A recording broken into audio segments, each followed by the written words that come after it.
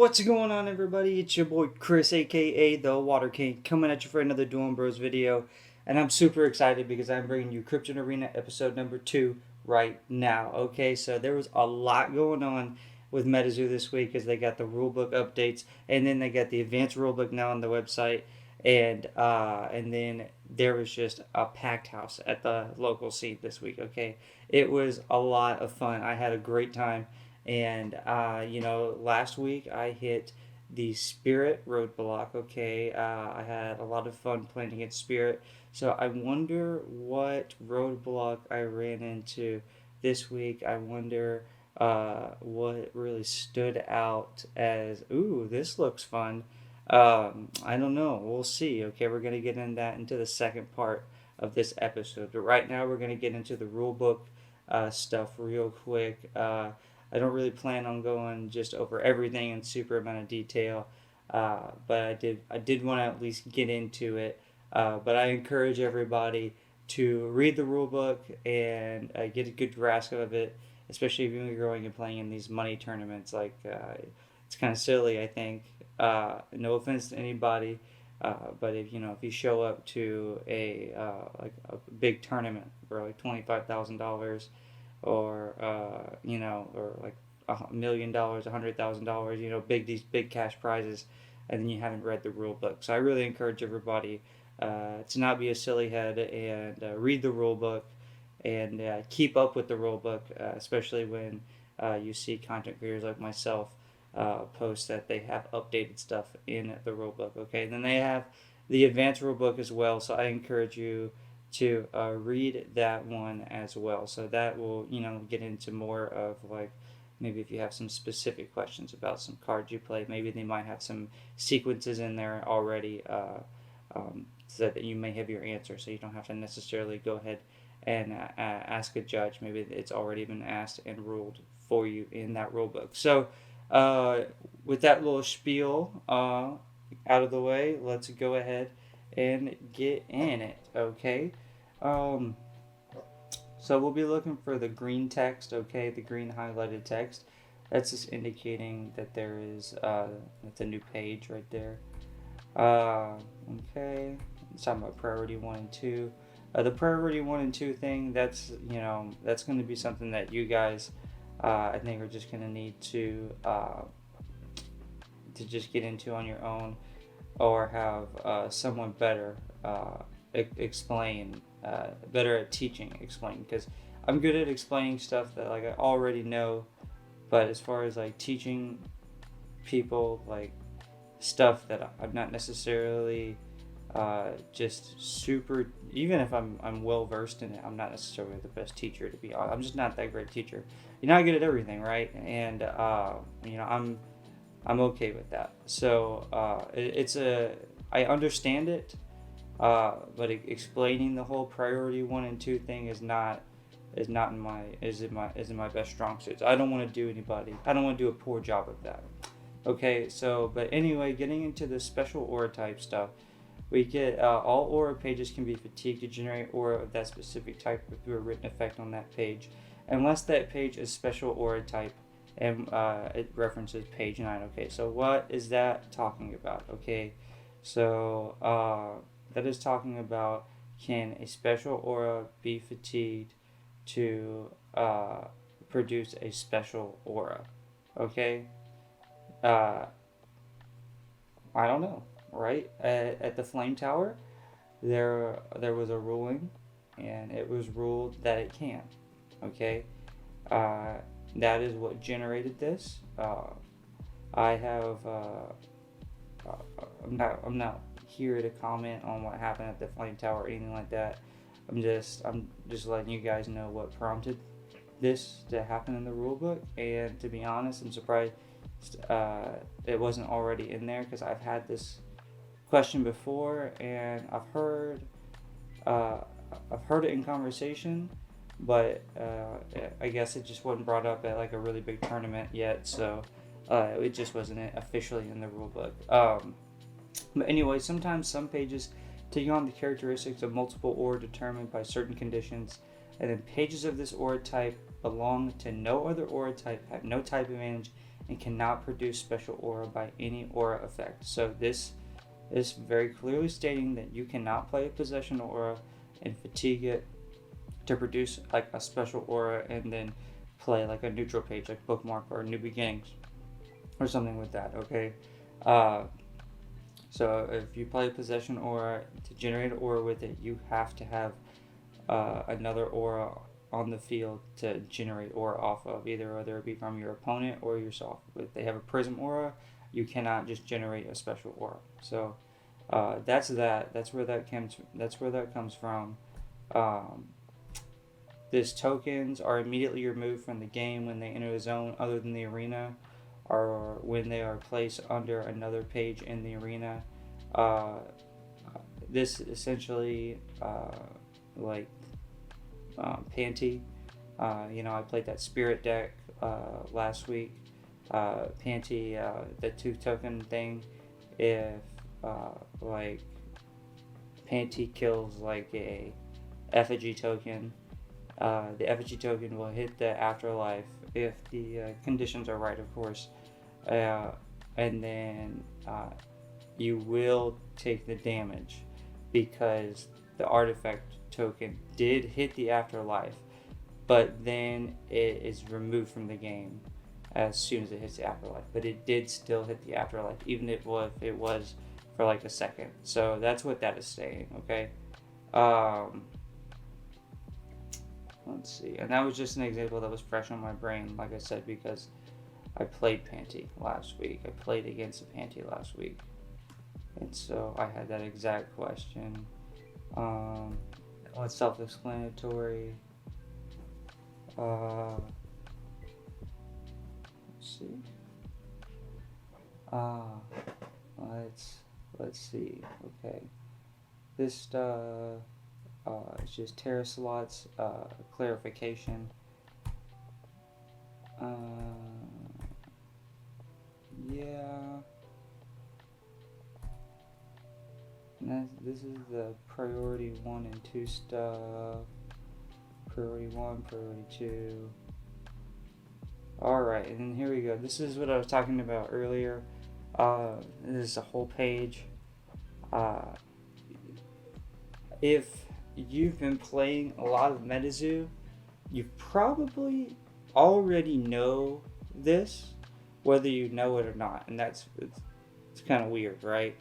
I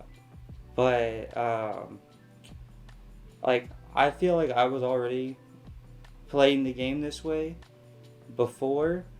It just wasn't clearly mapped out like this in the rule book in a very listed format. So I think this will be very, very helpful for people getting into the game, learning the game, and getting like sequencing and stuff down. But yeah, so get into this priority 1 and 2 stuff on your own, and just really grasp it, especially if you're new at the game. But if you're an experienced Metazoo player, or even experienced with card games in general, you probably already know this stuff. You just may have not even realized that you knew it if you didn't already know it. So it looks like a lot of the changes are with the priority 2. I know there's one more thing that I want to cover before we get done with the rule book. It's nothing huge. As you can see, though, the rule book has become really, really extensive. Okay, so here we are. If Defender is removed or nullified, a beastie or artifact with this trait loses all LP gained by this trait. Okay, so this trait functions only while in the arena. Alright, so I guess there was some confusion somewhere that if like you FAC'd a beastie with a Defender, that it was like burrow, and when you FAC a burrowed beastie, it stays burrowed. Well, that's because you have to declare burrow or unburrow at the beginning of the turn. Defender is like an effect, right? And if it's nullified, it's gone. So it's that one. I get it was that especially when I was new, a defender was, it was one of the really, it was really hard for me to grasp my head around that. But now that I have and I've been playing the game, it makes sense. I promise, and just adding this sentence in here is also just helping it make more sense. I think to newer players. So again, guys, just read the rule book, look into it. All these clarifications are great, and then the advanced rule book also has a lot of really good stuff into it. So now let's hop on over to this local stuff. Okay, I'm really excited. We had a lot of fun this week. Okay, so let's get into it.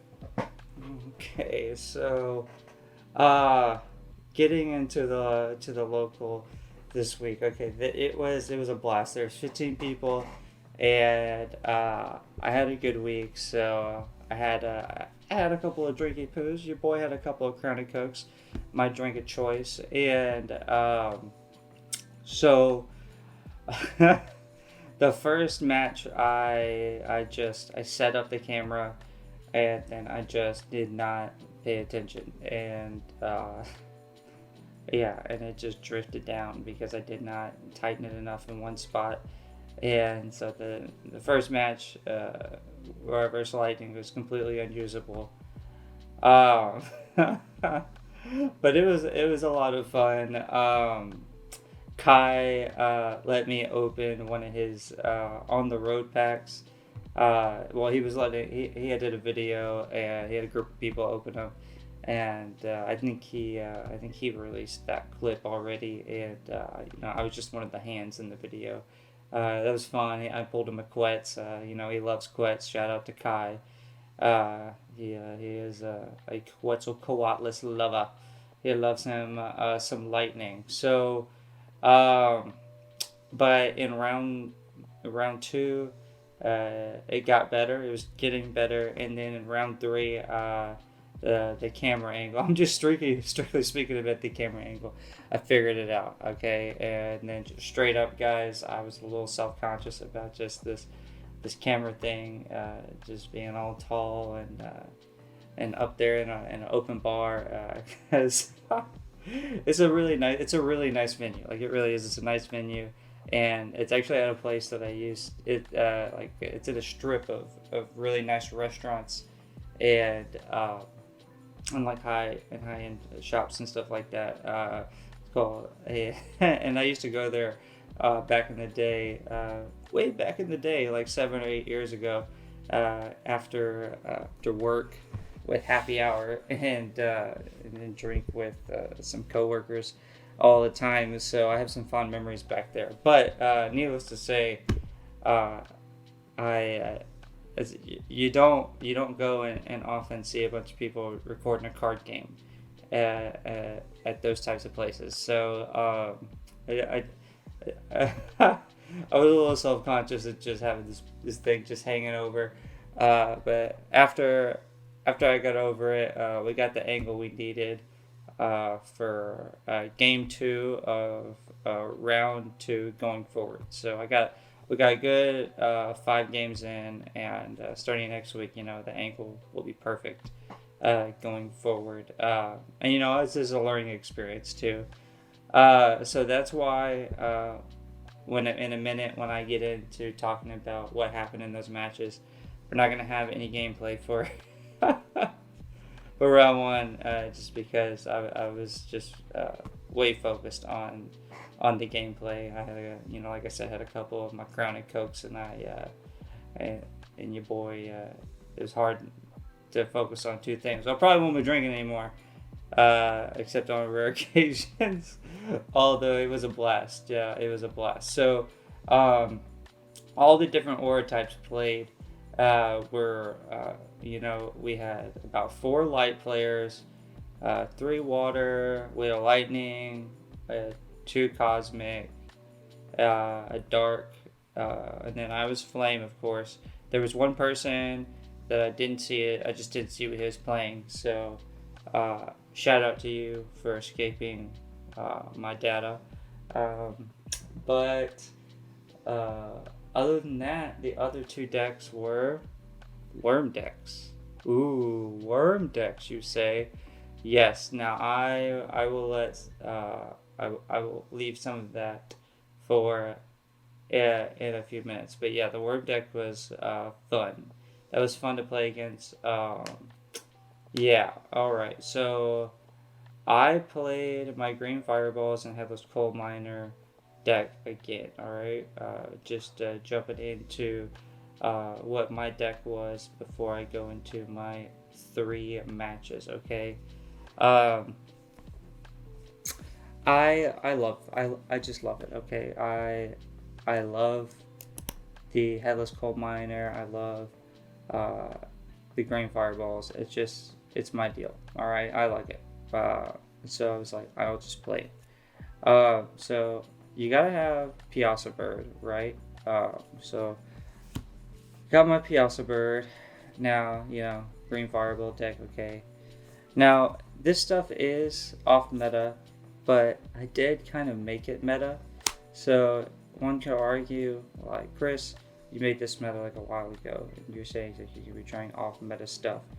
What's going on with that? Well, what's going on with that is uh, this is a different deck, okay? A whole different deck. We've had a whole new set come out, alright? Um, I got Volcano Wood. That's right. Got Volcano Wood. We have a defender. So you add her into the mix, and then now there's an effect for popping off some damage, what you call it, if Green Fireballs dies as well. So it's not just if Green Fireballs hit you, if you kill one with Green Fireballs, now you get proc some damage. Okay, so I like it's a two-way street now. It's a double-edged sword, and so then that allows you to transition to what? Of course, you have Mountain. Okay, because Volcano Woman does 50 damage with Mountain out. And then, of course, Headless Coal Miner does 100 damage with Mountain out, and because you have coal as your as one of your items. So it's all around. That's what I feel like makes this off meta. And then, of course, I would be a silly head to not talk about the new native Piazza Bird. He gets Mountain, 40 damage, so 120 damage. Stone Skin, Flash Flying. I mean, come on, it's self-explanatory for that guy. So that is these are the core. This is the core, baby. You got your explosions. But other than that, like, you guys pretty much know the deck. I'm just slowly adjusting it to what I play against, and then that's it. I'm just having fun with it. I had a lot of fun playing the green fireballs. And the headless coal miner, getting my first place medal at King of the Chill, and I thought, why not bring it back? And because playing at Flame Tower, we had to get really intimate with a lot of flame cards, and so there was just a lot of flame pages I was using and looking into that I'd never seen before. And I'm always looking at, even when we're going for towers, I can't turn constructed off. I just love constructed, and I was just thinking, I was like, interesting. I would love to see how this works in constructed. Obviously, Piazza Bird native, but you're going to use that in constructed. But Volcano Woman, like before, I was like, I'm never going to use this. As 3, 2 earth, 1 flame. Get out of here. But you start using her at the flame tower, and you're like, okay, not so bad. And for a 1/1, she's really good. Even for a 2/1, to be honest, and constructed, I've been playing 1 to 2 Volcano Women pretty consistently. So I think it's a good choice. I'm going to keep it in there, and we're just going to roll with it. A lot of people have been splashing Earth stuff in their deck, so like their arena effect is being a lot more powerful too. So just all around, I think it was a good choice, and I'm having a lot of fun playing this, and I'm gonna keep playing it until everybody decides to play water. It's not that dominant though. It's a good deck. It's not that dominant. I have a lot of fun, and I have a lot of confidence in my playing. So that's where that comes off sometimes. In fact, I lost 2 matches this week, and I won 1. So Uh, but I feel like I won three, baby. You know what I'm saying? That's not, and that's part of having fun and playing something that you just enjoy. Okay, so let's just go ahead and get into match number one. So it was Lightning. I just beat Lightning. Okay, um, I tech Night Strike, and I feel like it's pretty simple tech. Uh, and also my opponent, uh, he forgot his deck at the house, and he lives kind of far, so it wasn't really possible for him to go get another deck. So he was playing somebody else's deck. So he didn't really have the proper side that I know his lightning deck, and he didn't have his lightning deck, and so it is what it is. But we had a lot of fun. But he really just didn't have a chance once I played Night Strike because Headless Coal Miner plus Night Strike, it just pretty much shuts down that whole shebang going on because first strike VCs will deal damage. Second, so I would just start defending with my Headless Coal Miners and be doing damage to those Quetzal Koalas before his they could attack and paralyze, and I'd just be getting like, get out of here. That's what I would do, and that's pretty much how that match went. And that's that. As you guys know, I'm pretty good at playing Flame against Lightning, so I'm confident in that matchup. But it was still a fun game, and it's not like it's a gimme. Lightning still has a shot. Lightning is always there in a sense. It's just I think it just has to figure out its new place in the meta, what to tech in and whatnot. But I'm always got my eye out for lightning to see if it's gonna pop up again, because I love water. So now no clips there, but we are going to get into some clippies for this next one. Okay, so we got the worm deck. Okay, round 2 I played against worms, and that was interesting. Okay, your boy just straight up was not expecting to go against like a super aggro burrow deck. I just wasn't. So I didn't have any answers in my side deck for it. And I know I've said it plenty of times, and I know that I have access, especially with splashing Earth pages. I know I have access to plenty of pages that that can help me deal with burrow. I just didn't have them in there because like I've said many times, this is just my fun deck. Like I'm not, I really am not. I'm not sitting around and trying to make this like the best deck in the world. Like I kind of made some improvements last night afterwards, but other than that, like I didn't really. Like I don't really make adjustments out of it. The night of after, because I work early mornings, and it goes into like 11, 12, and sometimes I'll work at like 3 a.m. on Saturday morning. So sometimes I'll just stay up because I don't want to be more tired if I go to sleep before I go to work, and I will then just brew like a couple hours on the deck.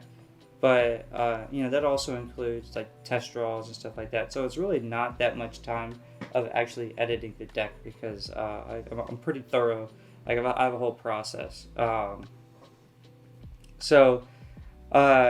just wasn't expecting that. I was using like a side deck with like Orphax, and it was not nothing special. Like all stuff you've seen me play before. Afterwards, I was just kind of like, all right, let me go home and switch up the side deck. So I hope I run into some worm deck again next week. I want to see us another spirit deck too. I hope I keep seeing this variety. It's a lot of fun. Keeps you on your toes. Uh, but anyway, let's get into it. So, game one, I had the camera was not that great, and so but I caught it. And so game two, we fixed it, and we are golden. I lost game one though, and so game two is was pretty interesting. Okay, so just let me show you what happened. Now, uh, I do plan on actually. There's Smitty.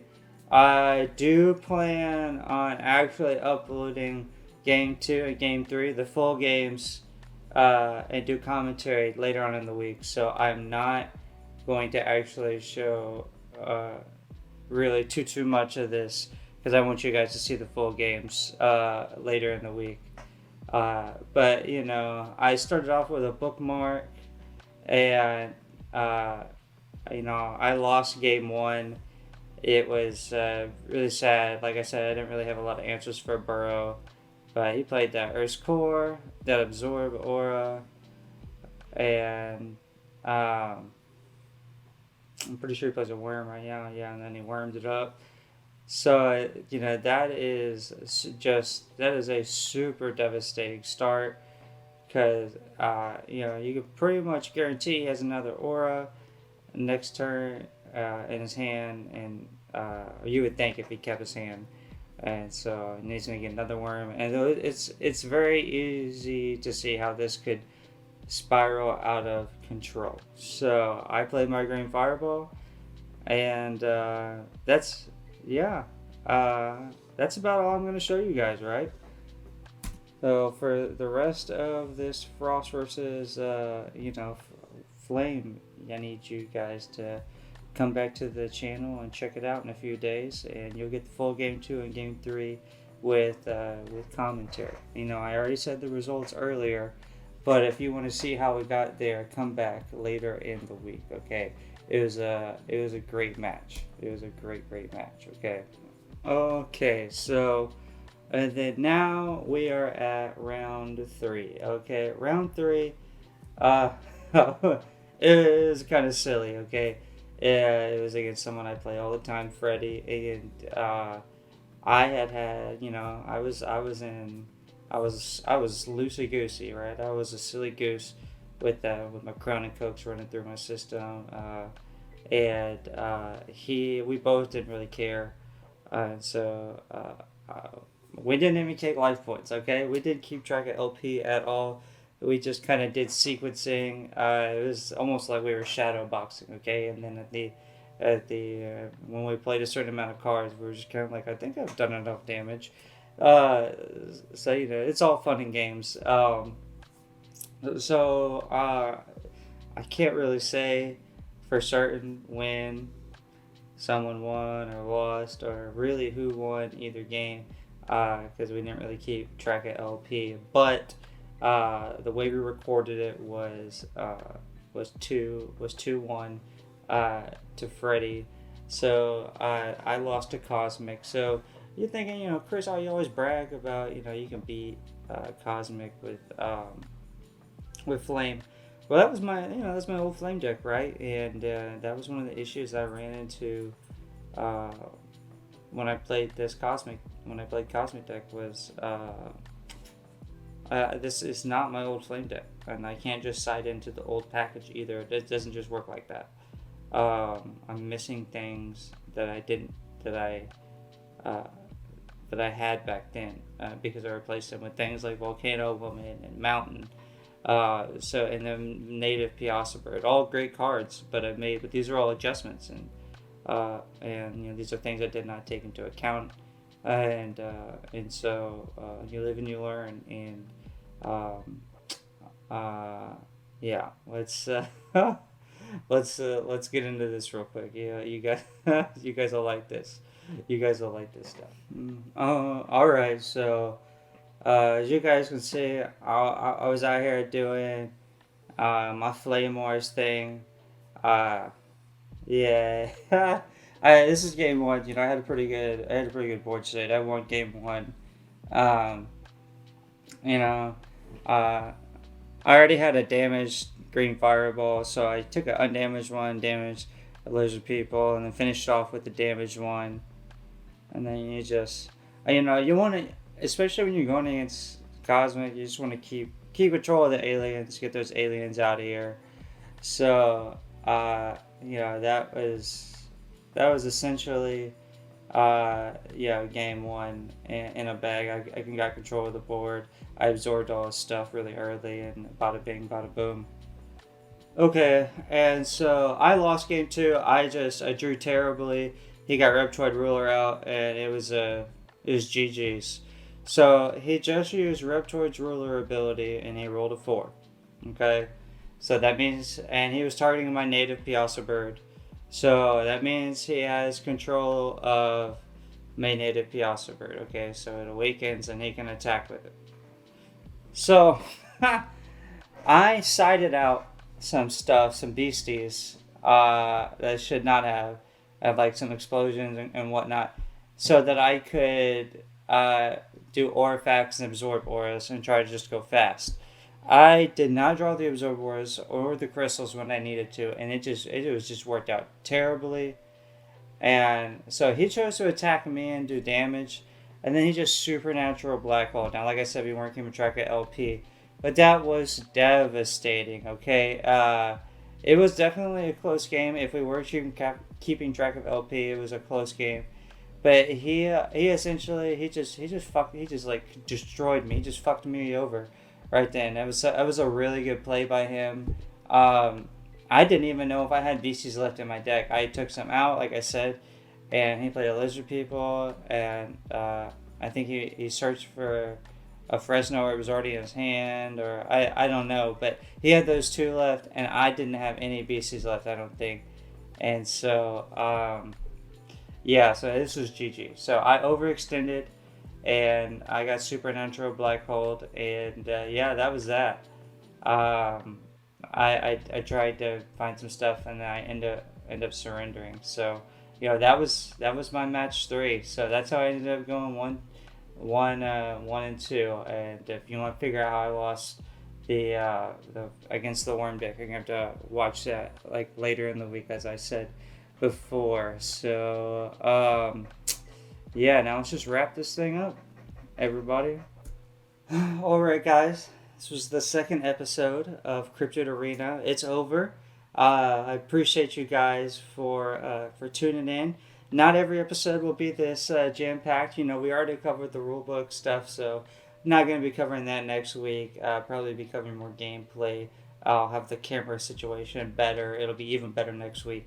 So try to improve and get better with each episode. I appreciate you guys for sticking around. Again, if you have any ideas you want me to try out for this deck, or maybe if you have a deck idea you want me to try out, just comment it down below, and I'd be happy to try it out and give you an update on it next week. I appreciate you guys for watching, and go through some of our older videos and check that stuff out, and have a great week, guys. Peace.